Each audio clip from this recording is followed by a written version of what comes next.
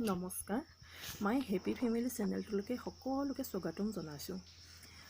আজি মই লৈ আহিছোঁ আপোনালোকৰ মাজলৈ এটা নতুন ৰেচিপি, ছজনা গছৰ কোমলীয়া পাতৰ শুকান ভাজি। ই খাবলৈ বহুত ভাল লাগে আৰু এই ছজনা পাত মানুহৰ শৰীৰৰ বিভিন্ন বিষৰ কাৰণেও ভাল বুলি কোৱা শুনিছোঁ। এতিয়া এয়া ছজনাৰ কোমলীয়া পাতখিনি ধুনীয়াকৈ ধুই ল'লোঁ। মই ধুই লৈ গেছত এখন কেৰাহী বহুৱাই লৈছোঁ। কেৰাহীত তেল অকণমান দি দিছোঁ। তেল অকণ সৰহকৈ দিলে খাই ভালো লাগে, কিন্তু মই বেছি দিয়া নাই। এয়া গোটা পিঁয়াজ দি দিছোঁ। পিঁয়াজটো অকণ ৰঙচুৱা হোৱালৈকে ভাজি থাকিম মই। ৰঙচুৱা হ'লে গোন্ধটোও ধুনীয়া লাগে, দেখিও ভাল লাগে। এয়া ৰঙচুৱা হোৱালৈকে ভাজি আছোঁ।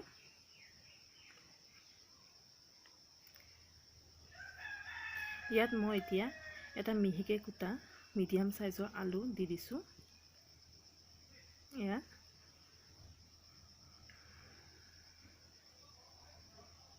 লৰাই আছোঁ। ইয়াত অলপ হালধি গুড়া দিম, জোখমতে দিম, আৰু ধুই থোৱা কোমলীয়া ছজনা পাতখিনি দি দিছোঁ। এয়া অলপ লৰাই বগৰাই দিব লাগিব। বেছি সময় নালাগে এইটো ভাজোতে। খোৱাও বহুত ভাল স্বাস্থ্যৰ কাৰণে আৰু খায়ো বহুত ভাল লাগে।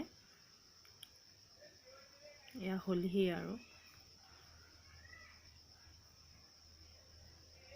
নিমখ আন্দাজমতে দিছোঁ, আৰু নমোৱাৰ আগে আগে অকণমান জালুকৰ গুড়ি দিব। খাই বৰ সোৱাদ লাগে। জালুক খোৱাও বহুত ভাল শৰীৰৰ কাৰণে। এয়া হৈয়ে গ'লহি।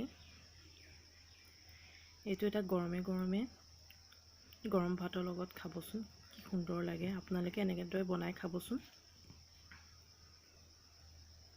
বৰ সুন্দৰ লাগে। এয়া মই গৰম ভাতৰ লগত খাবলৈ কাঢ়ি লৈছোঁ।